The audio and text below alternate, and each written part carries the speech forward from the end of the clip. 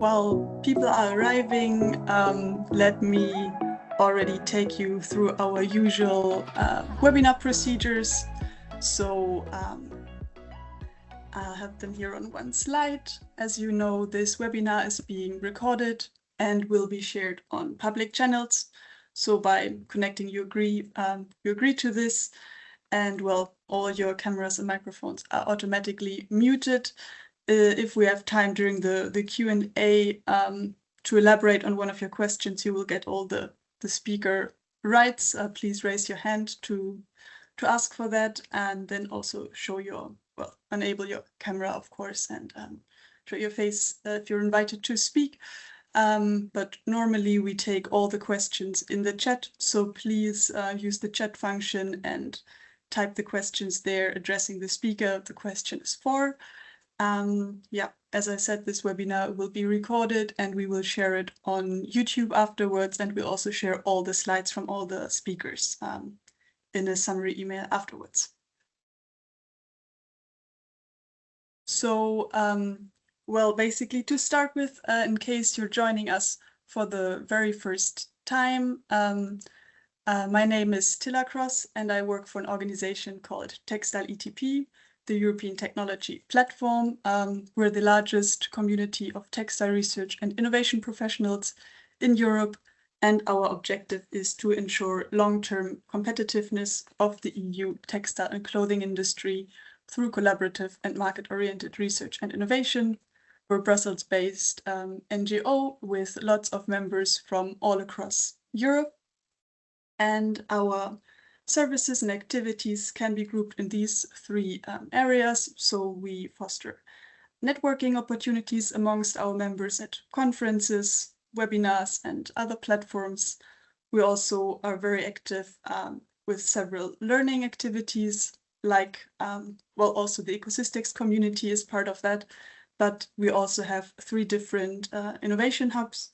One for smart and high performance textiles, one for circular and bio-based textiles, and one for digitalization. My colleague just dropped the link in the chat because on the 1st of December, we're organizing a public info webinar where we share more about these three different innovation hubs, what the program looks like for next year. So if you're interested in joining one of these formats, please sign up to this webinar. And yeah, what we do there is usually we invite experts on specific topics to give, well, expert presentations. Usually we do 2 webinars per month and several other networking activities, but all of that would be then explained in this webinar, so do have a look at that. And our last pillar of service activities is supporting our members to access EU funding. We're also the lead organization from the private side in the research partnership Textiles of the Future that you might have heard about. And yeah, with that being said, you have an idea what Textile ETP is doing. Most of you maybe are already our members or you know what we're doing, but there are also always new people joining these webinars, so it's always good to give a short overview of what we're doing and what our purpose is. Now, here you can see the agenda of today. So we have lots of great speakers prepared for you. But before I go over the agenda, I wanted to briefly remind everyone or explain to you, in case you're joining for the first time, what ECOSYSTEX actually is. So ECOSYSTEX is European Community of Practice for Sustainable Textile Ecosystem, and essentially a cluster, a community of several EU-funded textile research and innovation and skills and education projects that we bring together to foster inter-project collaboration, occasionally engage with EU policymakers, and also engage in joint dissemination activities like this webinar series, the Insights Series. ECOSYSTEX was launched in January 2023 and really grew significantly over the past almost 3 years, because we bring together now 76 member projects, and out of those, over 440 experts are registered to engage in the several activities. That could be through the 8 different working groups, presenting here at the Insight series, or well, listening to them. And we also organize an annual ECOSYSTEX conference in autumn each year. So with that being said, I'd like to show you our nice overview of all the different 76 member projects that we have. Out of those, these 3 will present today: the PROPLANET project, the ZeroF project, and the RegioGreenTex project. They're all projects that are finishing very soon, so they're all presenting their final results. So with that being said, in my short introduction, here's the agenda for today. So we will start with the presentation by Anja and Óscar from the PROPLANET project. Then we go to the second presentation from the ZeroF projects, where we have Alina and Ruth presenting, because their colleague Miika unfortunately can't join us today. Then during this time you can type all your questions in the chat, and we will address them to the speakers in the Q&A afterwards. And then in the second part of the webinar, we will have 2 RegioGreenTex project-related presentations by Amélie and then by Philippe. And then also there's the opportunity to ask them questions at the end. And in my wrap-up and outlook, towards the end of the webinar, I share some upcoming other ECOSYSTEX member project events. So with that being said, it's my pleasure to give the floor to the first 2 speakers of today's webinar. So please, Anja and Óscar, Anja is from the National Institute of Chemistry and Óscar from IETEX. So I'm sure they will explain everything that they've been doing and what they've been working on now. So please take the floor. And thank you, Tila. Let me just share my screen.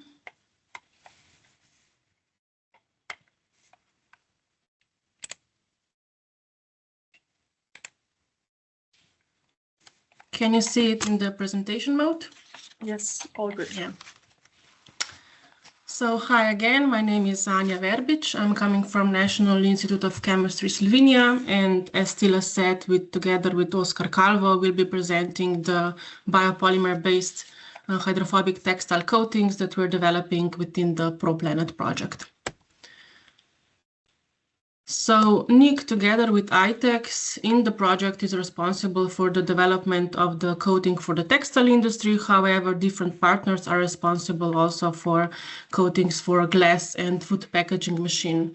The project is still running. It ends actually in April 2026. So these are the provisional results.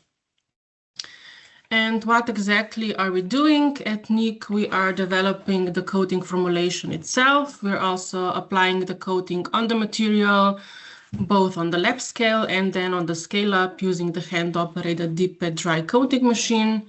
We are performing tests both on the coatings itself and on the coated materials, and together with other partners, we're performing toxicological analysis, validation in real environment, and using computational modeling to improve sample properties. So our goal is to develop hydrophobic and olophobic coatings from natural biopolymers, which would be applicable both on cotton and polyester textiles in a way that at the end the material is appropriate for handling and ready for end use. We seek for a coating that is durable to washing and abrasion resistant while keeping in mind the SSBD and the toxicology of the compound. So we're using natural compounds such as biopolymers and trying the coating to be environmentally and human health friendly. Our coatings are inspired by nature, so in theory we're trying to create either micro or nano rough surfaces, or we're using compounds that lower the surface tension of our material. And we started our research by having a large number of different biopolymers such as starch, agar, alginate, cellulose, nanoparticles, and others. And using this approach, we have achieved quite promising results with water contact angles almost to 90 degrees, which is then considered hydrophobic, but this was just the initial stage of the development. And then we received technical specifications from our project industry partners, which is ITEX, and selected the most promising formulations, which were then in detail optimized later. At the beginning of the project, we have applied coatings on a laboratory scale using 3 different application techniques, by dip coating, rod coating, and spray coating. And then after the project progressed, we have transitioned to the hand-operated semi-industrial coating procedure using this machine that you see on the video. This basically demonstrates how the industrial procedure application is performed. So, of course, the main property that we are developing are hydrophobicity and oleophobicity.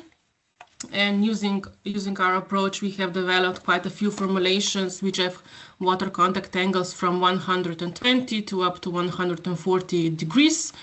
All of our samples have static contact angle measured with water, and on specific samples we're also performing the dynamic contact angle analysis using the tilting and the volume changing method.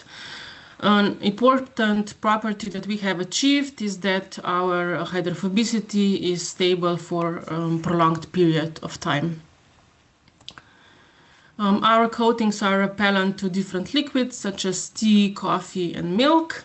And to show you how the samples actually look in real life, please keep in mind that the sample on the right basically has water contact angle at about 120 degrees. So these are not the final optimized samples, but just to show you. And continuing to the oleophobicity, when we started the oleophobic development and started measuring the oleophobic properties, we noticed that this property would be much harder to achieve than achieving hydrophobicity.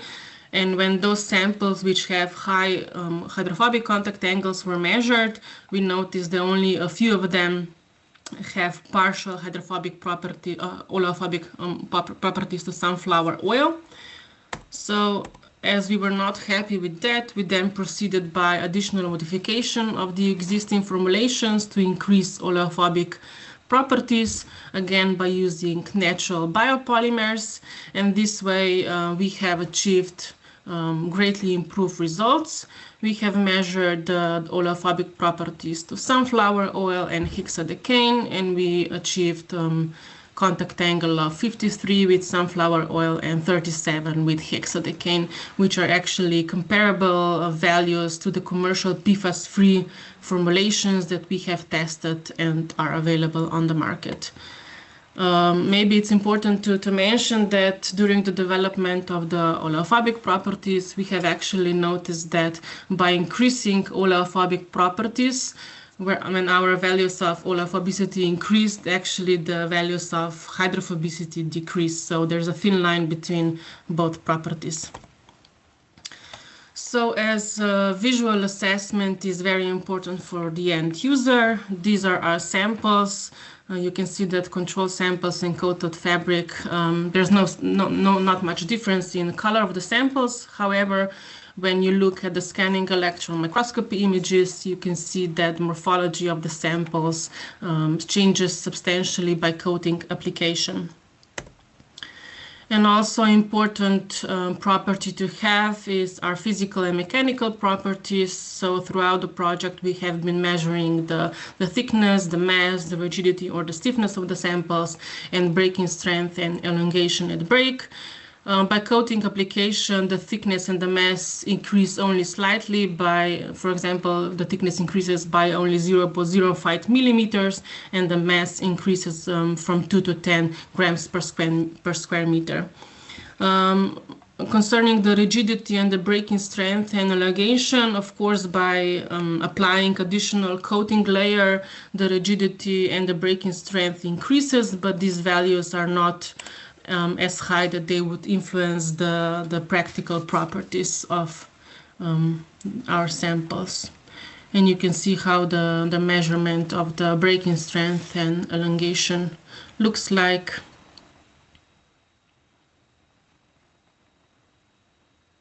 And it's measured up to the tier of the fabric, which happens right about now. Yeah. So as the PFAS coatings are very durable to washing, we're also testing the washing durability. We're performing the 1 domestic and 5 domestic washing tests. And you can see from the images below that after 5 domestic washings, the hydrophobicity of our samples is basically unchanged. And some of the samples had also tested more than 20 washing cycles. And after 20 washing cycles, they still remained hydrophobic. And similarly with the abrasion resistance, we have performed the Martindale abrasion test to 1,000, 5,000 to 20,000 Rabin cycles. And from the sample below, you can see that after 20,000 passes, the water contact angle of this sample reduces to only about 100, which means that it is still hydrophobic. So during the whole development stage, we are in detailed characterization of characterizing the chemical, morphological, and topological properties using FTIR, atomic force microscopy, Raman, and scanning electron microscopy to see the changes in the coating properties and also the material. And now I give my word to Óscar from ITEX, which are the partners in the project responsible for the validation and the scale-up procedure of the samples. Thank you, Anja. So as Anja was explained before, the first evaluation of an assessment of the performance of this coating was done at lab scale, measuring mainly contact angle against water, hexadecane, and also sunflower oil in order to evaluate the performance on hydrophobicity and oleophobicity. But we also use some well-recognized testing methods by the industry, assessing not only the fluorine content of the coated samples, but also the water, oil, and the spray test performance using the AATCC standards as well as ISO standards. So this kind of tests are the main tests that the industry is performing on water and oil repellent fabrics. And we obtained some interesting information, not only about the liquid repellent performance of the PROPLANET coated samples, but also regarding other, maybe concerning issues regarding PFAS and contamination with fluorine coming from other sources. If you see the figures in the table, we perform a kind of comparative study with some conventional water oil repellent treatments with C6-based fluorocarbons at different concentrations, also using a stated PFAS-free type of chemical product already available in the market, and also some compounds developed in PROPLANET, bio-based, and we already saw some interesting differences.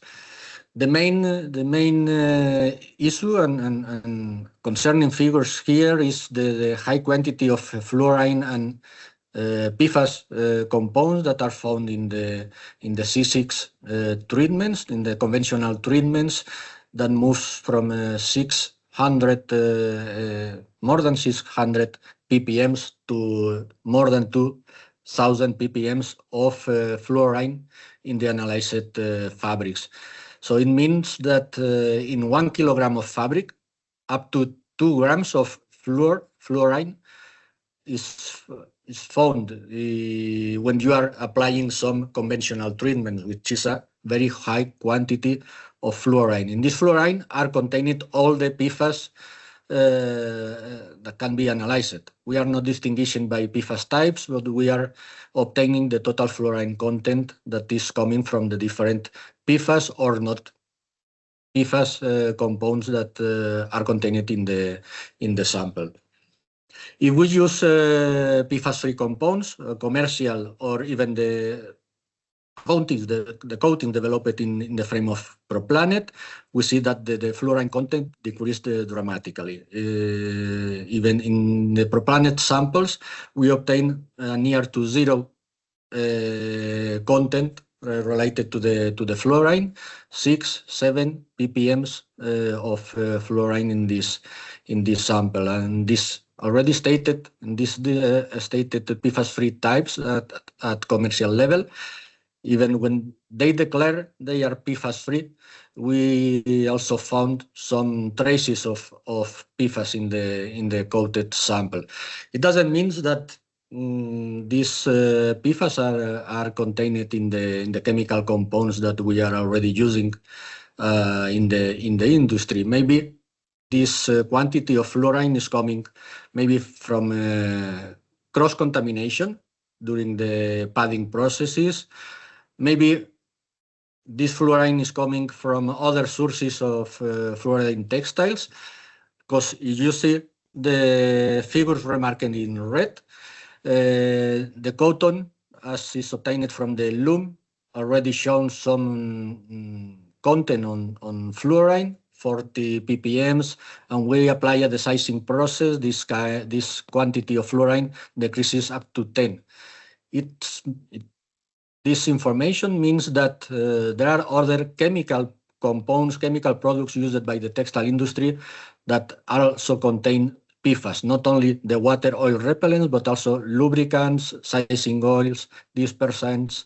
This kind of chemicals should be also controlled when we are talking about PFAS pollution and PFAS contamination. Next slide, please.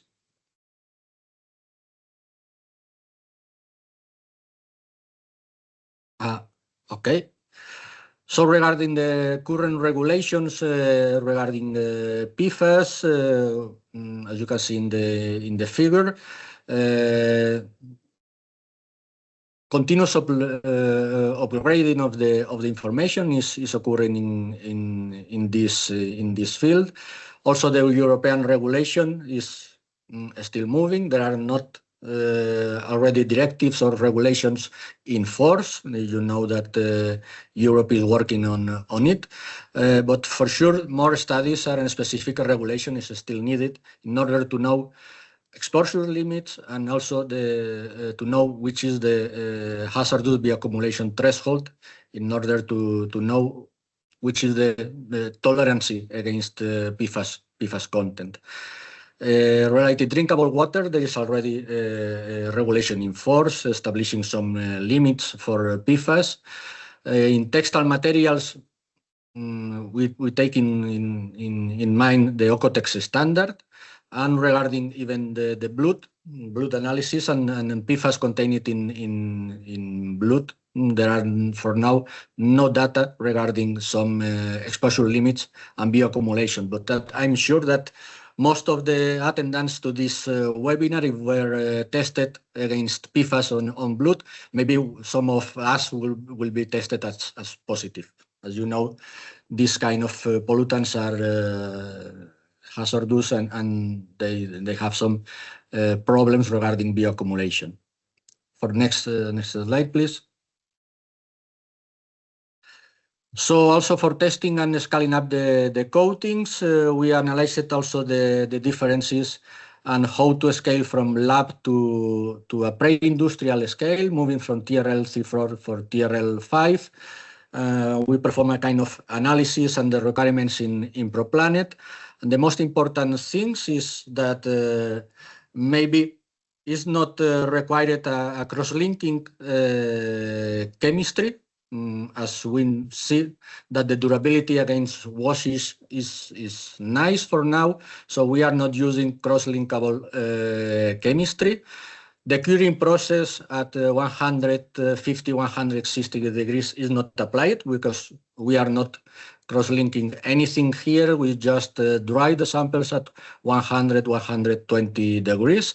So the PROPLANET coatings are let's see, better in these terms of energy performance, energy consumption against the current coatings. And also the use of thickeners and other auxiliaries is also not required for a further scaling up of these coatings to a pre-industrial or to pilot scale. Next slide. So for closing the presentation, so just to remark which are the expected end applications of the PROPLANET coatings. We can envisage some applications for tablecloths and home textiles, for swimsuits, for umbrellas and outdoor fabrics, this kind of awnings, tents, etc. As Anja explained it and was shown in the figures, the PROPLANET coatings are providing some water repellency, but the oil repellency and the oil performance is still less than decided for some high technical end applications like workwear or protective wear against chemical spills, for firefighting suits, melt and splashes, and so on, because for now is not enough oleophobic performance achieved by these coatings. So that's what's all on our side on behalf of PROPLANET projects. Thank you to ECOSYSTEX for the opportunity to share the results and the work we are performing in the project. Thank you very much. Thank you very much, the two of you, for, as you said, sharing more about the PROPLANET project and what you've been doing in the past months and years.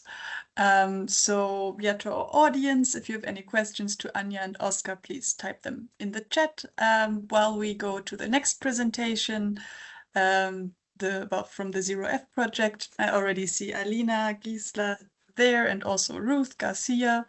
So yeah, please take the floor and share what you've been working on. Great. Thank you very much, Tilla, for the intro. Thank you for being here today and giving us the opportunity to talk about ZeroF. So I hope you can see my screen. We would have usually had Miika Nikinmaa from VTT, which is the coordinator of ZeroF, doing this intro, but I'm gonna just jump in before I give it over to my colleague Ruth Garcia from Lighthead, who will focus on the textile part. So we thought, just to give you a little overview, we thought this whole thing in 3 parts, just briefly mentioning some words on the context with the PFAS and what the ZeroF project is doing. Then, as I said, Ruth is going to talk about how we and ZeroF have been replacing PFAS in textiles. And in the end, we're going to just briefly touch on some parts of social acceptance in replacing PFAS and the acceptance of consumers, and the awareness raising part linked to this, which is some of the focus of my work within ZeroF, as I've been working as communication and dissemination lead in ZeroF. So kicking it off with the big PFAS problem, I'm sure most of you all know the problem, but I'm just gonna go slightly over the little context. So the per- and polyfluoroalkyl substances, PFAS, are a group of synthetic chemicals. As we all know and must have seen, they are used in a lot of everyday products that we're in touch with in our daily basis. So from non-stick cookware, food packaging, textile, firefighting foam, and so on. They have extreme benefits with their non-stick properties. They're super durable, they don't break, and that makes them very efficient in their application. You also might have heard the environmental impact. So the fact that they're super durable makes them also very persistent. And PFAS do not degrade, sorry for that. And that's why we also gave them the little nickname Forever Chemicals. So this makes it a big risk. And the main, or one of the biggest problems with this, is the fact that they are building up upon it, and we have the effect of a bioaccumulation, which is then affecting, of course, the whole food chain, coming back to us humans, and as we heard before, probably also in our blood if we would have been tested, and there are lots of studies showing that already a lot of people are actually having it in their blood. So we do have a big contamination risk with PFAS being in water, in soil, in air, all around. As also some big studies have already shown, this PFAS exposure has also already been linked with some health effects. So there have been studies showing impact on cancer, different versions of cancers, reproductive and developmental issues, immune system disruption, and so on. I'm not going to read them all, but it's really alerting to see to what sense this is having an impact about human health. Just going quickly, we have already heard some of those in the previous presentation by Óscar, so I'm not going to go into detail, but just showing that theirs has been going on a lot, especially since all of our projects started in 2023. So PFAS are classified as substances of very high concern.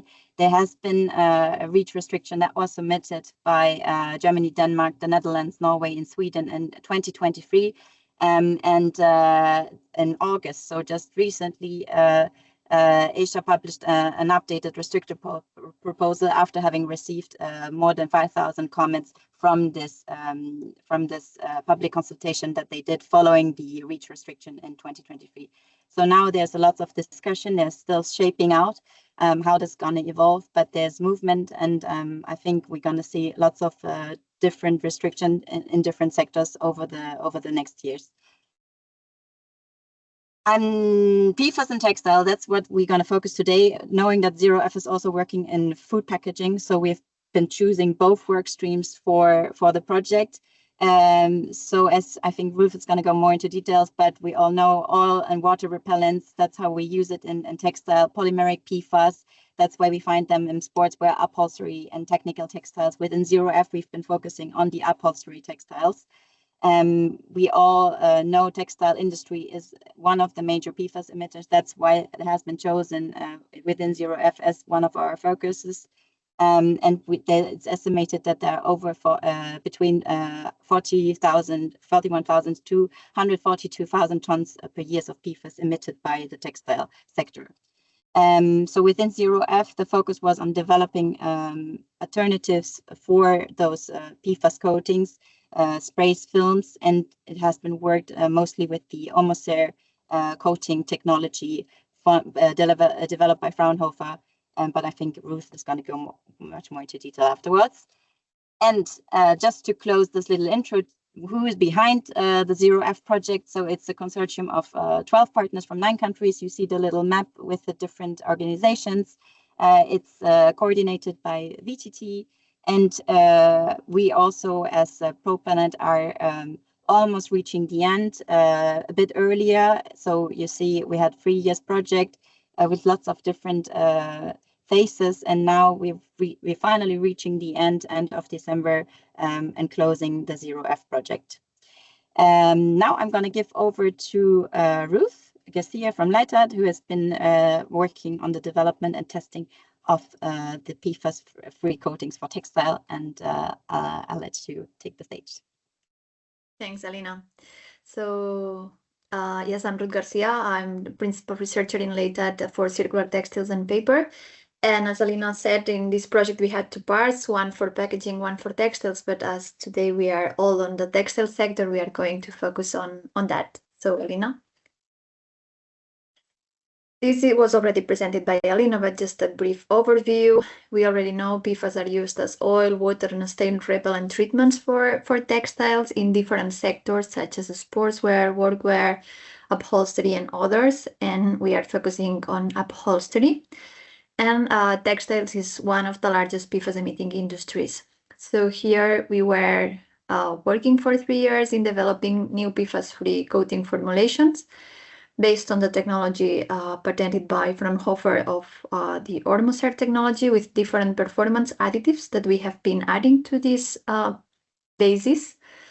And the targets were these that you see in this table. So for water repellency, regarding this ISO test of this spray test, we were targeting a minimum value of 4, for oil repellency, minimum target of 3. And we also wanted that the abrasion resistance was not affected by the coatings that we were applying. Regarding the fabrics that we have been working with, the idea was to test our formulations on different fabric compositions. And here you can see the fabrics that we have been working with. They are all from cluster members of Textiles CAT. That's a cluster that is member of ZeroF, and it's of Technical Textiles in Catalonia. And if we move to the next slide, Alina. A bit about the chemistry. So I am not an expert on this because this was developed by Fraunhofer, but I will give you the brief idea of what it is about. And it's a combination of an inorganic and organic network that forms this hybrid material. You can see also a bit of the structure, and it's kind of a sol gel technology. But by itself, it's not providing oil repellency and a bit of water repellency, you will see later on. So we were adding different performance additive, we are calling them, with low surface energy to enhance this oil repellency. We are talking about PDMS, silica particles, and also some self-made polymers that I will not be able to give you much information on that because Fraunhofer is also considering patenting this. And then we are also adding some auxiliary products, sensor fixation, homogeneity, and reduce the stiffness of the fabrics, such as cross-linker, wetting agents, and dispersants. So I've already talked a bit about the formulation, combining these three different families of products, let's say. And we have been applying this by two different methods. The main one has been padding, so by impregnation basically of the fabric in the formulation and then squeezing it. But we also wanted to test exhaustion, especially in combination with dyes, in order to see if we could have the application of our PFAS-free coating together with dyes in a single process to avoid having two processes, two dryings, etc. And before moving to the results, we wanted to explain also a bit how we have been testing all of that. In the industry, you all know we have two well-established methods to characterize water and oil repellency. We have the spray test and the oil test. But we wanted like a more scientific method, an easier way to go fast to quantify that. And as in PROPLANET did, we characterized the water and the oil contact angle with a goniometer. We were using first water, then diiodomethane as an intermediate surface tension liquid, and then paraffin oil. Paraffin oil is the first test liquid, well, has the same surface tension as the first test liquid of the oil test. You can see here in the green table. So with this, we wanted to see that if we deposit a droplet of paraffin oil in our fabric and it's not absorbed for 30 seconds, then we have the first grade, let's say, of the oil test, the standard oil test. And this was the methodology that we used. Of course, we also performed on the best samples the standard test, but we first went to the laboratory with the goniometer. And this is just like an internal discussion that we had within the project. So we all know that the oils that are used in the oil test standard have very low surface tension and are oils that we are not normally finding in our houses. And we just wanted to remark here that if we pass the first liquid test of the oil test standard, oil repellency standard, we are passing all the oils that we can find in our houses that you can see here listed in gray. So with this, just to invite to a reflection on why do we need oil repellency grade 5, for example, for upholstery fabrics, as all the oils that can be found at home will have a much higher surface tension and will be much easier to repel than, for example, dodecane. So this is just and some discussions that we were having and wanted also to show it to you. And here are some of the main results. So Alina will introduce you later on that we will be presenting these results in much detail next week. So today, as we have reduced time, we will go fast and in very short way. And here you can see with the three systems that we have. So we have the pure Ormos air, then the addition of particles, and finally the additions of polymers. And you can see how the water contact angle or the water repellency behave also for oil. And I will briefly explain it to you. So in case of water, we can see that all the water contact angles were quite high for all the systems. So it's a good water repellency, and the water droplet did not absorb for more than 3 minutes. So it's a very good result. The Sprite test grade was between 3, 4 for the even 4 for Ormoser, but with particles and polymers, we need to compromise that. And this was also mentioned by our colleagues from PROPLANET. So we saw this compromise between oil repellency and water repellency. When we increased oil repellency, water repellency was decreased a bit. And if we move to oil repellency results, you can see here the oil contact angles that we obtained. So for pure Ormoser, although the contact angle was quite high, it was 85, the droplet was absorbed with less than 10 seconds. So we did not pass the first test liquid of the standard test, and it's a grade 0. With particles, with paraffin oil, sorry, I didn't mention that, but all these oil contact angles that you see here are with paraffin oil. And we achieved contact angles up to 125 for more than 90 seconds. So we passed the oil test grade 1. And with these self-made polymers, the oil contact angles were also very good. And we passed with the second test liquid. So we achieved the oil test grade 2. We are in between 2 and 3, but we did not pass finally the test liquid number 3. And with all of this, we have a partner in the consortium that it's an industry that's applying finishings at industrial scale. So we did some semi-industrial trials at ECIMO. That's this partner that I'm mentioning that's in Catalonia. And as you see here, we did this with industrial machines, but with reduced volumes of formulation. And the main outcomes were that the application of pure Ormoser resulted in the same results that in lab scale, Sprite test rate in this case 4, and the oil test rate 0, as we saw without any performance additives. When adding particles and self-made polymers, we saw that due to the inhomogeneity of the coatings and formulation instability during application, the results obtained were not as good as in lab scale.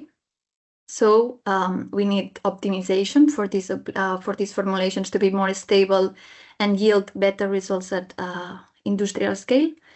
And we saw also that in this case, the coatings applied reduced the abrasion resistance of the original fabric.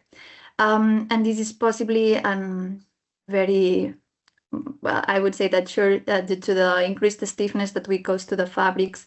So we need also to work on that. And finally, regarding the main conclusions, I did not mention that, but we also applied some plasma pretreatments on the fabrics. This was to enhance the fabric wettability and improve the coating fixation. And they performed very good. You also saw that we achieved excellent water barrier properties. Regarding the oil repellency, with particles we achieved grade 1, and with the self-made polymers grade 2, 3. And again, to remark that PFAS-free coatings at these moments cannot achieve the same performance as PFAS in terms of oil repellency, and we should be more realistic in the levels of oil repellency that are required for some applications such as upholstery. Future perspectives are to optimize the formulations for a better fixation, especially to increase washing fastness, reduce stiffness, and we also target a better compatibility with flame retardants that currently is, let's say, limited. It's not a bad compatibility, but it's not also the best results that we would like to obtain. And also for pilot trials, we require optimization. Thank you, Ruth. I see we have maybe not so much time left, but I still want to show you quickly some parts of this work, which, let's say, accompanies all the work done in the development of the coatings and the application, and which was more thinking about, okay, but when we have a solution, how is this going to be accepted by consumers?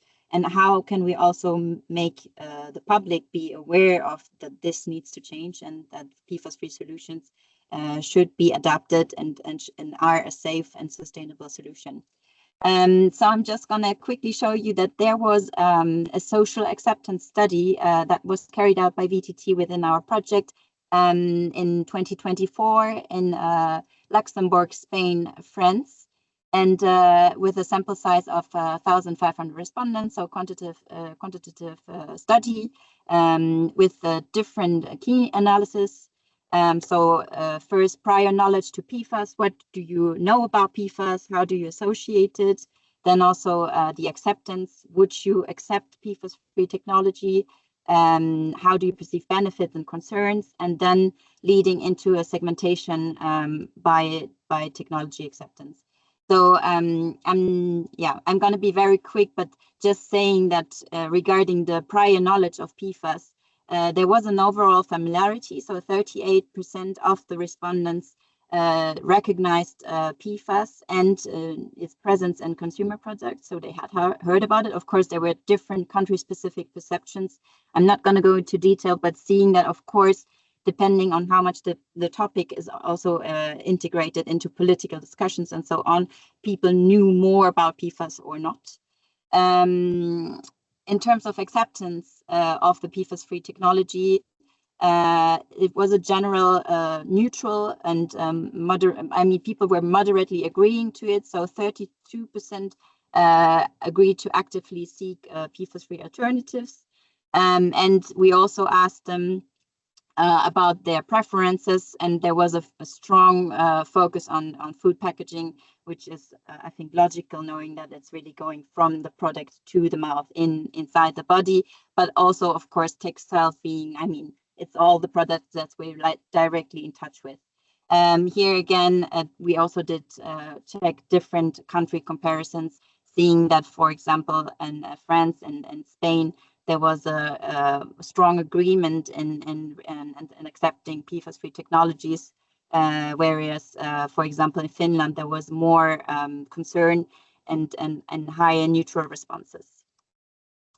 Leading up to the final segmentation, which VTT provided by this whole study, which was very interesting, splitting it up into different segments. So we had 4 different types, the enthusiastic adopters, so that were 37%, the cautious optimists, 17%, informed skeptics, 16.6%, and then more the resistant traditionalists, so 29%. And unfortunately, I have not a lot of time to go into details of all those information here, but I'll let you check afterwards when you receive the slides. What I want to point out is that this was a very interesting way for us in terms of communication and dissemination to say, okay, and now we have an idea of the segmentation, and now we can develop, we can imagine our personas, so the people we're really talking to when we want to talk about PFAS, what it is, the risks, and also about ZeroF, and all the work that is done in developing PFAS-free solutions. So we did an awareness raising campaign, really saying, okay, PFAS are widespread, but there are alternatives which are at least being developed, and there's a lot of work done within the different projects as ZeroF, as PROPLANET, and taking these insights and developing very targeted messaging to the different target audiences that we wanted to address. So why that campaign? Really highlighting the benefits of PFAS-free alternative. As I said, addressing different audiences with different concerns and the right messaging to convince them, and really making something that feels close and relevant to the usual consumer. So what we did was really saying, okay, we do a persona messaging. We take, for example, the enthusiastic adopter. We say those people really appreciate performance. They appreciate sustainability. So the message is going to be, we do develop PFAS-free alternatives and high quality, and making sure that they are sustainable with a lot of methodology behind it to prove that there is really a development in that sense. Second, for example, the cautious optimists, they really care about price and the ease and the comfort. So here, different kind of messaging being, well, the solutions, they can be affordable, that it can be not too complicated to switch, and don't have to be those big compromises where people are afraid of. For the third one, the informed skeptics, there's, for example, more a need to prove with data that the alternatives are backed up. So here the message would be very much more scientifically validated, and we would really focus on the safety and all the assessment work done behind the scene. And finally, the resistant traditionalists. So here the focus more on simplicity, and I lost my part on it, but also the cost aspect. So here it's really the messaging and saying it's practical, it can be cost effective if you see it in the long term, and it makes sense to be open towards this adoption. So this ended up in 5 little videos that I'm not showing, but I'm inviting you to watch if you're interested. And they really build up on those different messaging and concerns and benefits pointed out by the social acceptance study, which you can find on YouTube, and which worked very well. And we could really see that this idea of targeting different audiences and really working on the messaging and addressing mostly the concerns is a really impactful way in bringing out that message and the work of ZeroF. And to finally close, if you're interested in hearing more, because that was very short and just a, let's say, sneak peek into our final results, we do have our final event next week in Barcelona on the 20th of November. By the way, PROPLANET is also being present with us in a panel. So if you're interested in that too, it's also a good occasion to join. We do have a full day of interesting program with a slot really focusing in detail on the technology developed in terms of textile, also packaging. We have another slot going more into the details of what I'm just pointing out, the social acceptance study. We have an interesting panel with, as I said, PROPLANET, but also the Tornado Project, which was also within the cluster of our projects associated to the PFAS issue. We have a 1-hour slot on all the safety and sustainability assessments, which were really key in making sure that we do the safe and sustainable alternatives to PFAS. And yeah, there's lots to discover. If you can't join in Barcelona, there's going to be streaming. So I invite you, if you're interested in signing up and joining us on that day. And that's all from our side. And thank you very much, ECOSYSTEX and Tilla, for giving us this opportunity today. Thank you very much, the two of you, for sharing your beautiful presentation. Also very interesting one. Now it is time for the Q&A. So I would like to invite Óscar and Anja back on stage while giving everyone else the opportunity to maybe ask our experts here if you have any questions about PFAS. You have 4 experts here that you can ask your questions. So far there is one for the PROPLANET project that I'll read out. So Stefan asked, you reported for fabric with your alternative coating a slight increase of tenacity and assumed 1 to 3% mass increase. Do you have an idea about the effect to tearing apart the fabric after end of life and on the fibers achieved? Yeah, thank you for the question. Actually, the end of life task is the task that we're working on at the moment right now in the project, but we're not actually focusing on the recycling of the whole coated textiles, but we took 2 approaches. The first one being trying to detach the coating from the textile and then recycle them separately, and the second one being trying to biodegrade the coated textile or the coating itself in the soil or by enzymes and others. So these are our 2 approaches, but regarding the tearing apart, since the thickness and the breaking strength are not increased dramatically, I think there shouldn't be such a difference in the tearing apart of the fabric after the coating. Óscar, if you have any more comments, since you're leading the work package, go ahead, please. Yeah, related to the recyclability potential of the fibers and the textile material after the end of life. As Anja was explaining, we are exploring different routes for the evaluation. And as we are coating not only cotton, but also polyester, we want to perform at least some kind of proof of concept regarding the influence of the coating in the extrusion of the polyester and the thermal recyclability of the polyester, in order to know if these kind of bio-based coatings are affecting or not the recyclability potential of polyester in order to be extruded and melted again.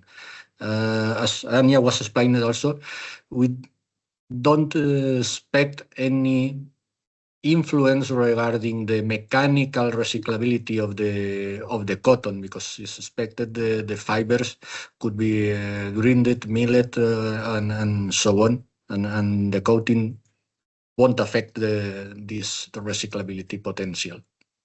But now we are just involved in this task, because at experimental level is the last task of work package 4, which is focused on the scaling up and validation of the coatings. Thanks for your answer and also your question, Stefan. And in the meantime, there was a question for the ZeroF project.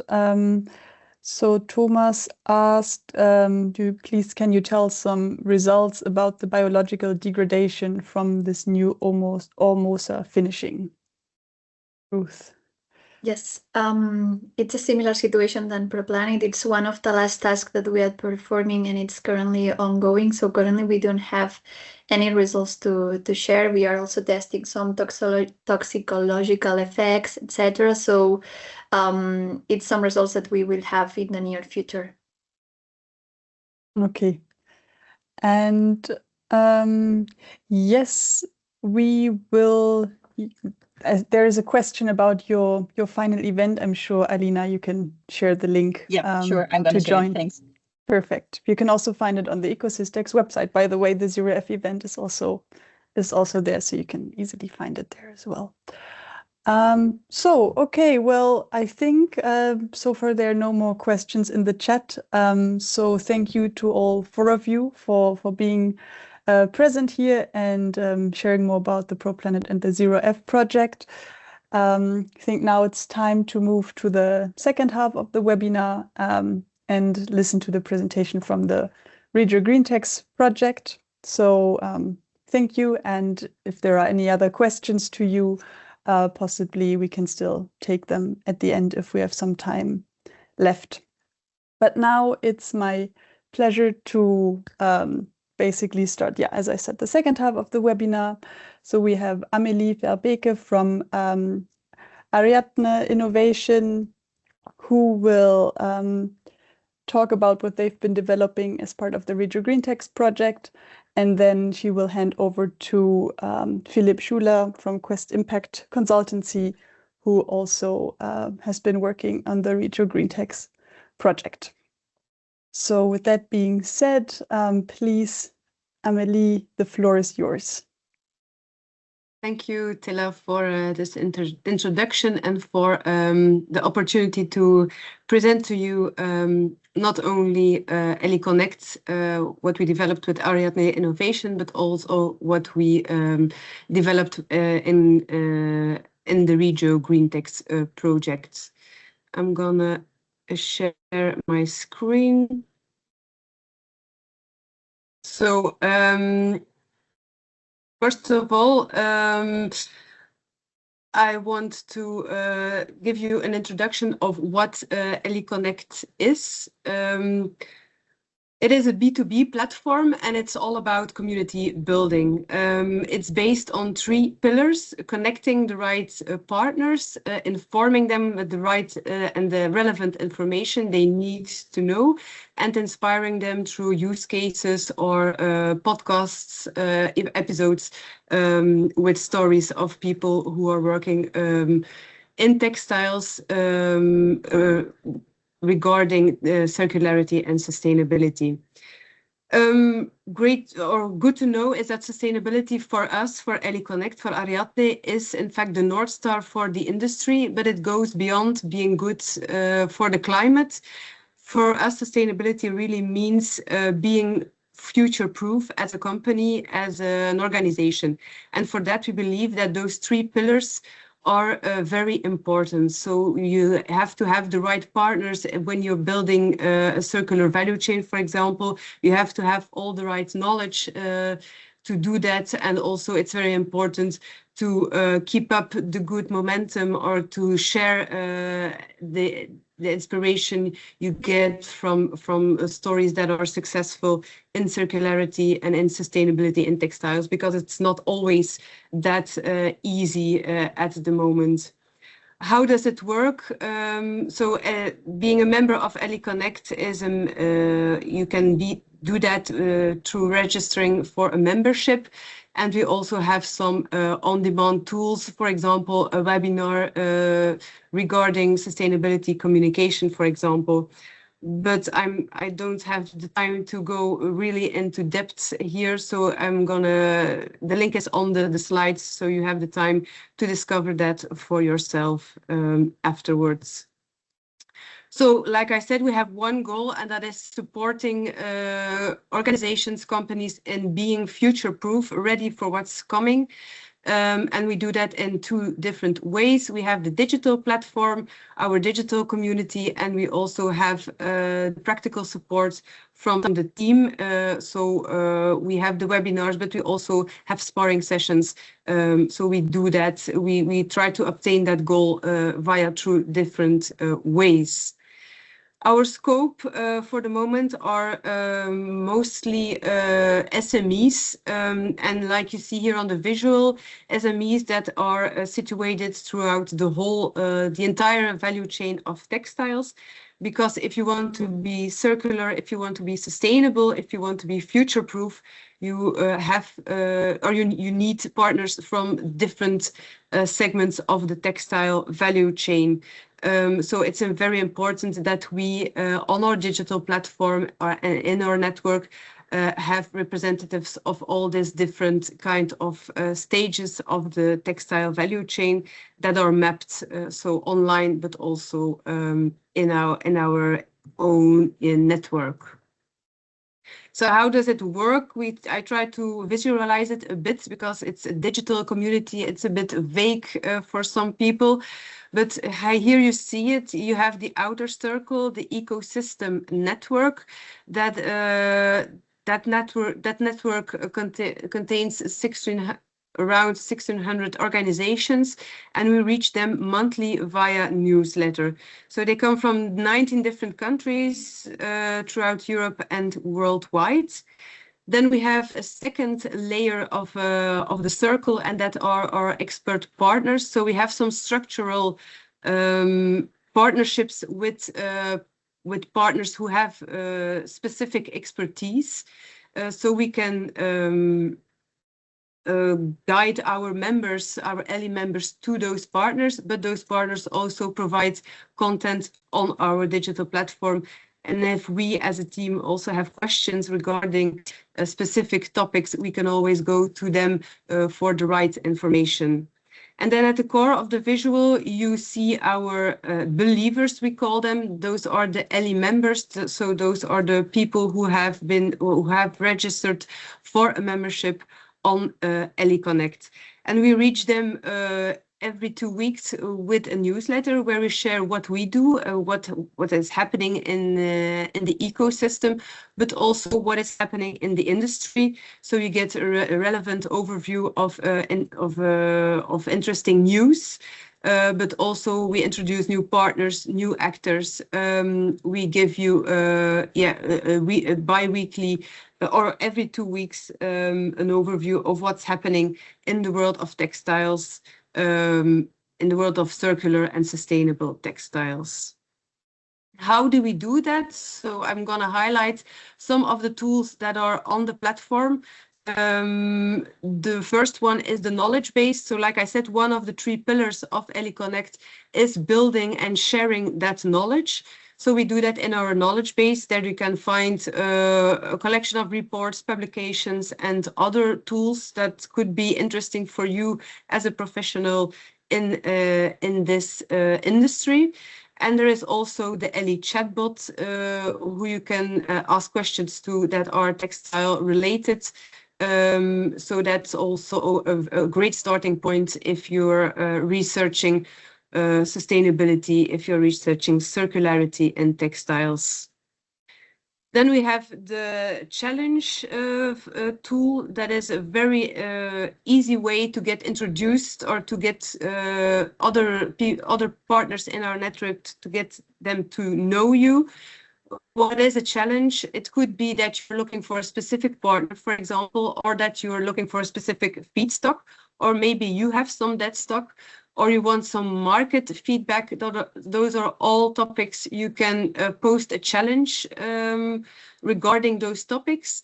So it's very easy. It is self-explanatory on our digital tool on the platform. So you can just click to make up that challenge, add the most important specifications of what you're looking for, and then you can also add some photos. You can add your contact details if you want, or you can do it anonymously, and then all the info comes through us as a team.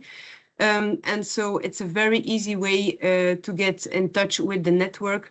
Those challenges or the challenges that are posted through our partners, we also take them with us in our newsletter. So you reach that whole network of 1,600 companies. So it's a very interesting way if you have something to share, or if you're looking for something, that is a very interesting tool to use. And then the actor database, of course, like I said, connecting that community, building, finding the right partners for your project or for what you're doing is very important. And it's also the core of what we do. So we mapped a little less than 3,000 actors, so active in those different segments in the textile value chain on our platform. You can see them. You have here a little visual of how it looks like. You can filter by different filters on market segments, for example, but also on feedstock. So you can very easily, and then you get a summary of the interesting partners you're looking for. So you can find very easily the right connections on here. And then what we did for RegioGreenTex. So I don't know if I still have to explain what the RegioGreenTex project was. I will try to do that in one sentence. So it's a EU funded project that aims to support SMEs, regional clusters also in the textile industry by transitioning to a circular economy model, by building dynamic ecosystems. We called them hubs during the project. The project ends in December, so we already had our final event last week. And also one of the goals of the project was to accelerate innovation and investment within those SMEs. So what was the work of ellie.connect, of Ariadne, for the project? We, in fact, did a circular loop, you could say. So we already had the ellie.connect platform that already existed before the project. But for the project, we not only shared our expertise within building communities and with connecting different partners throughout different regions in Europe, but we also developed the digital tool for RegioGreenTex, and that was made or developed in a similar way as the ellie.connect platform. So we used the knowledge we had building that platform to build the digital tool for RegioGreenTex, because we think it's very important that besides the human collaboration that has to be there, that there's also a support of in some kind of digital way, so that tools and results, for example, can be shared. And that was what we did for RegioGreenTex. So we developed the RegioGreenTex digital tool. You can find the link here on the slides. So I'm not gonna go to that now because I don't have the time, but you can access the digital tool via the web page, the landing page we also developed for it, and it will also be accessible through our own ellie.connect digital platform. So the landing page was in fact the website we developed for the project.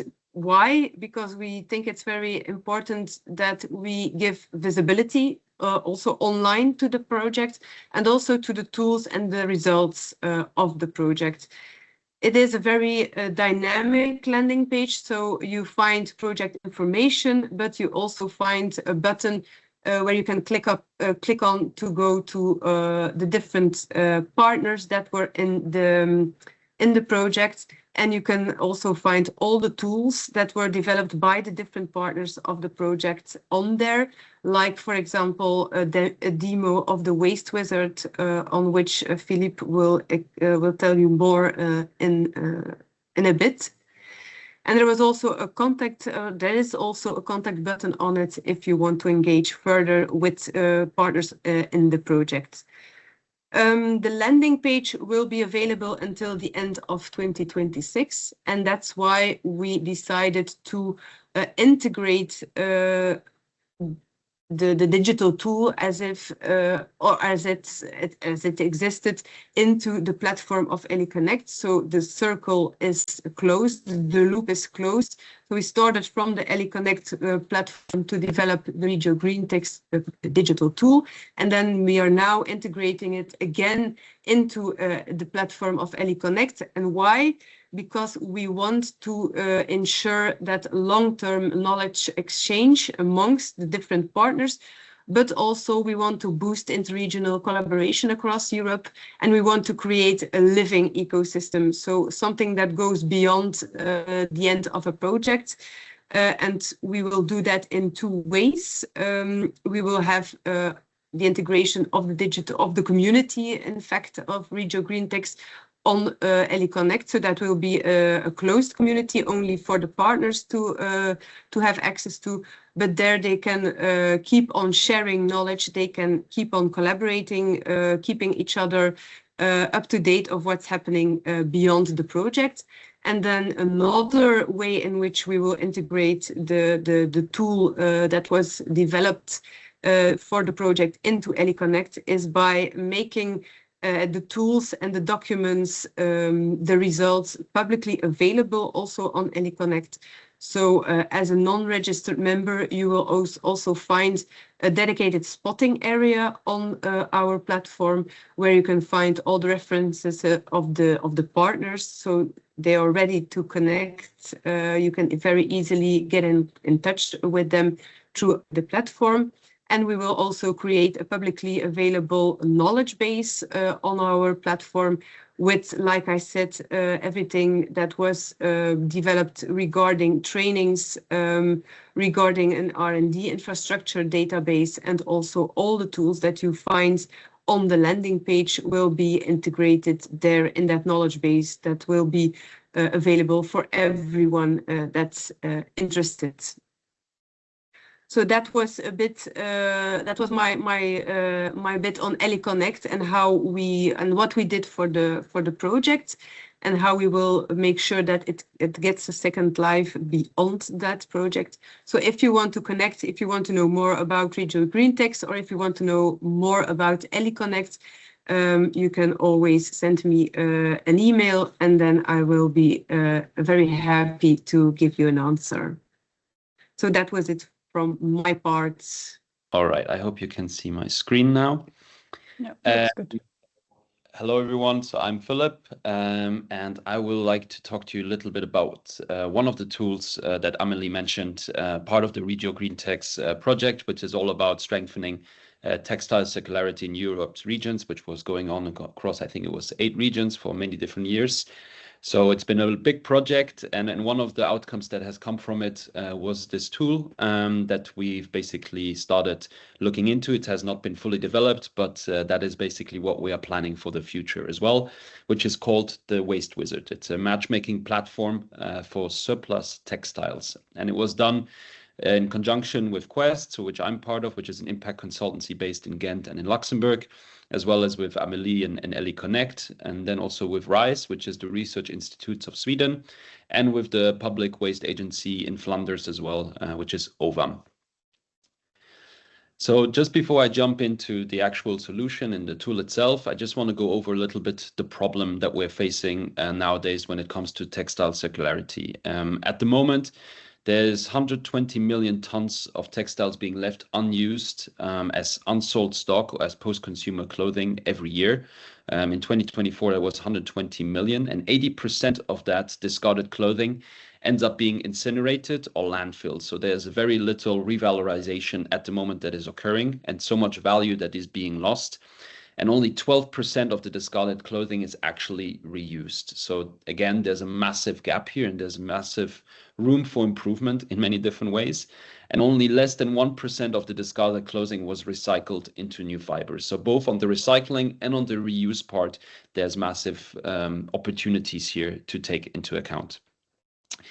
So when it comes to the problem as well, there's a complete mismatch between supply and demand. On the supply side, you have surplus textiles that are spread across organizations and consumers, companies that struggle to find buyers. They see, okay, we have a lot of these clothings still available in our stock, but we have no idea where to give it to, how can we revalorize it.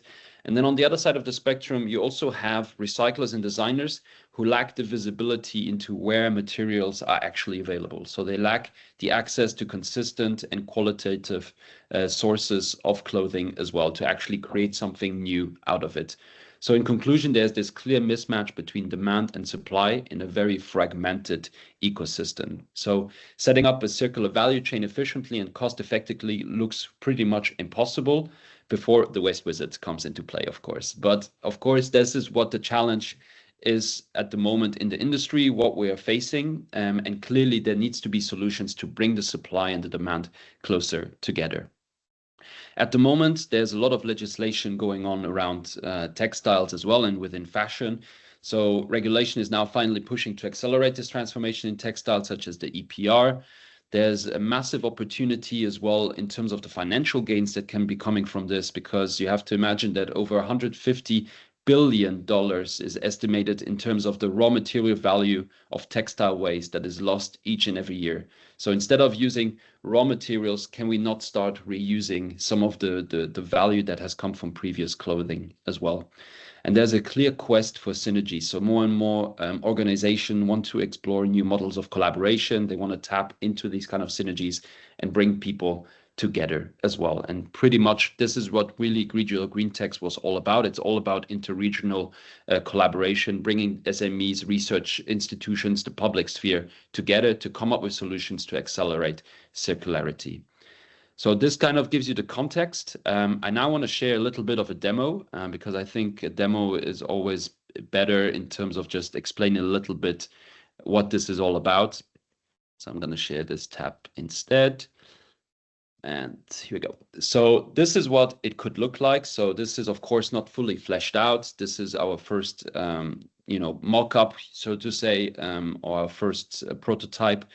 Looking into what this could actually be looking like. So it's all about connecting innovative solutions and strengthening interregional collaboration in circular textiles. So what would happen is that, for example, I'm a company that has textile surplus. I don't know what to do with it. I don't know whether to give it to a local shop, to try to recycle it, reuse it. What can I do with it? So ultimately, I go onto the Waste Wizard and I register. I basically do that.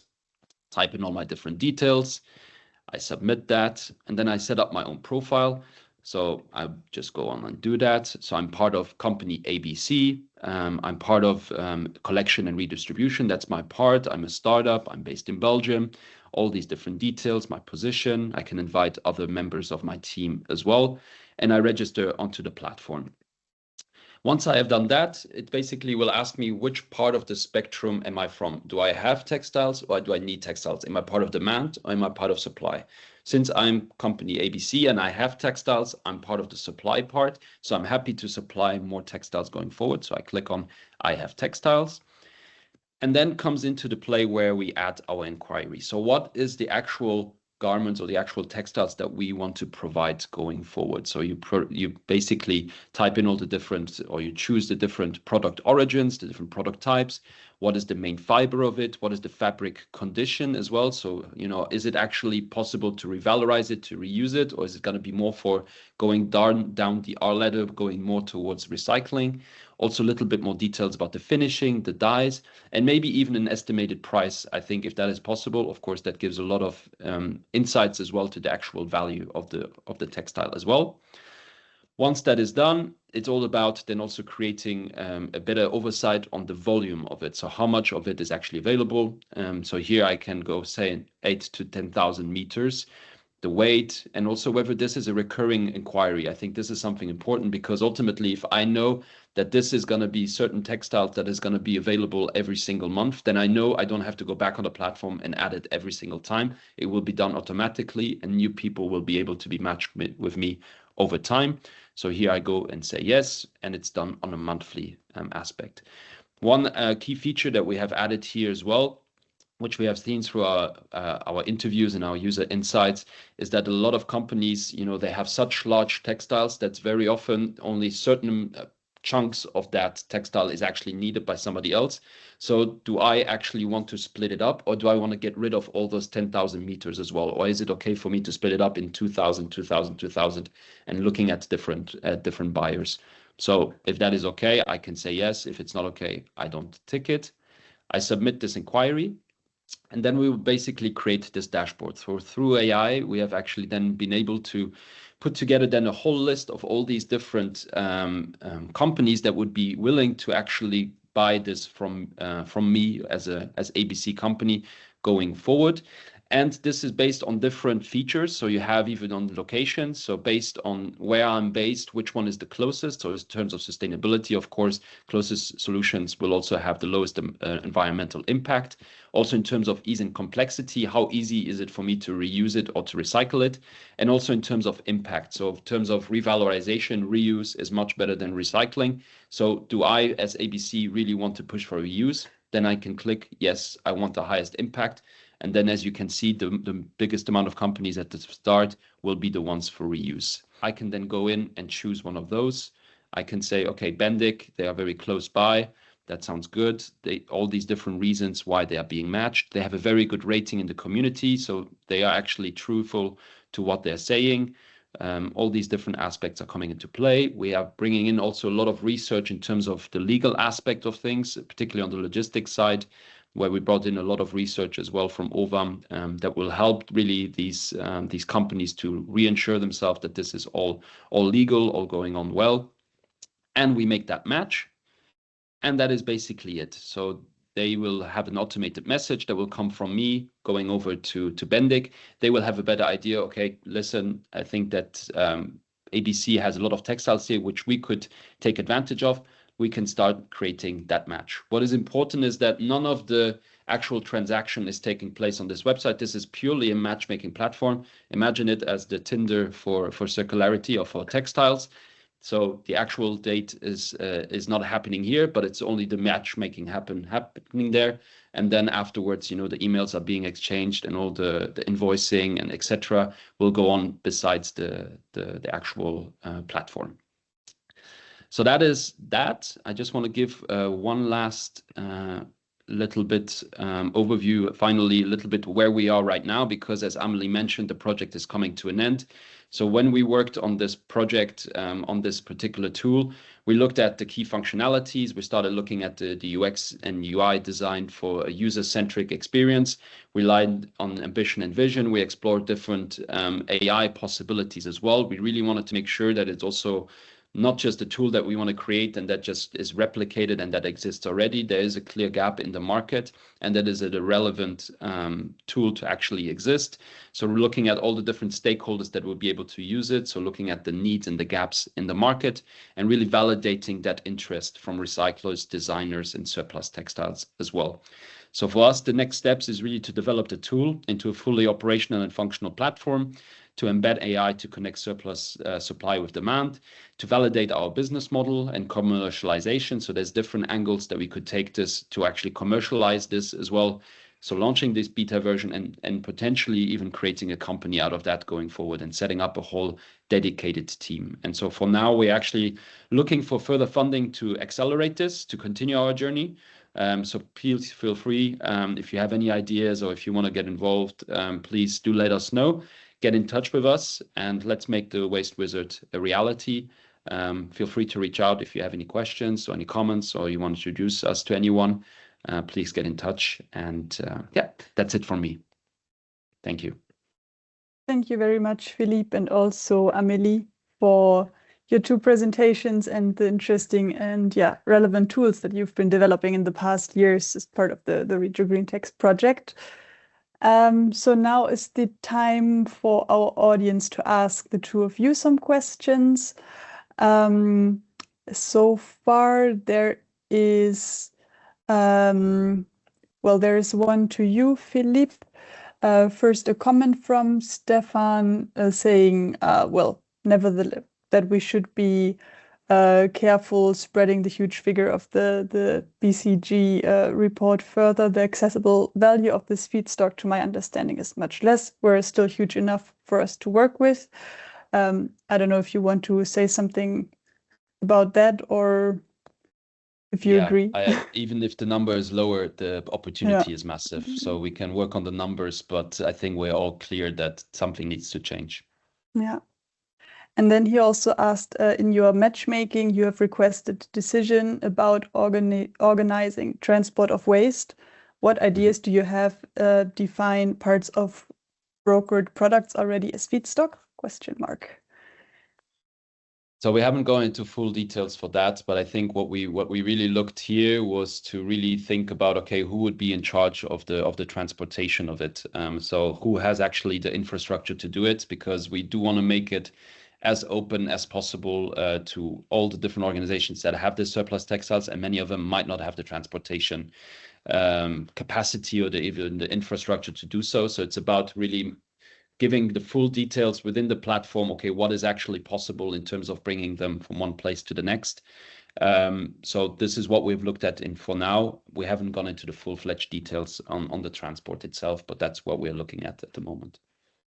Okay, great. Thank you. Then there's another question asking whether your services platforms are only available to EU countries.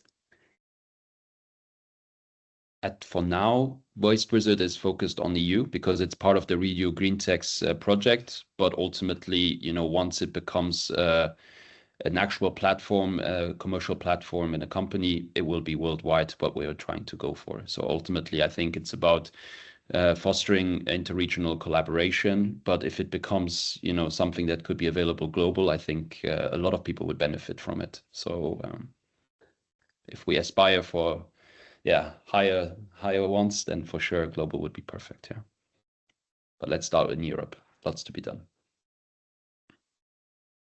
Okay, makes sense. Okay, and Amélie, how about ellie.connect? Is that, I guess you also focus on Europe first, or do you have any international aspirations?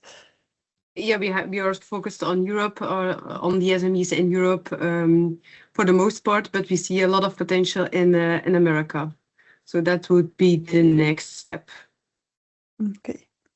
Well, thank you to the two of you. Those were all the questions so far in the chat. So thanks to our audience and for your time. And because we only have 1 minute left, I will briefly bring back my slides to show some upcoming member and ECOSYSTEX events.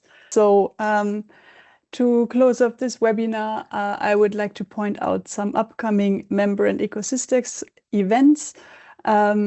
So because there's always a lot going on inside the ECOSYSTEX community. So next week there's a joint event from Solstice and the RegioGreenTex project in Prato. And I'm sure it's maybe a bit too short notice for you to travel to Prato, but some of the sessions are also available online. So do have a look at the program there. It focuses on regional circular textile innovations in the Prato region. Then, as you've heard earlier, there will be ZeroF's final event taking place in Barcelona on the 20th of November, all about, well, safe and sustainable alternatives for packaging and textiles. Then still in November, we have the CISOTAG Sustainability Forum session 3 coming up, where they talk about EU policy developments impacting textile circularity. So you can still sign up for that one and join there. On the next day after that, on the 26th of November, there is a Just Fashion Project online workshop where they focus on regulation and standards impacting circularity of the fashion, textile, and clothing sectors. So you can also find all that information on the ECOSYSTEX website, all the agendas and how and where to register. Then still this year, we have a 4th webinar of the CISOTAG Sustainability Forum about circular business models and textiles.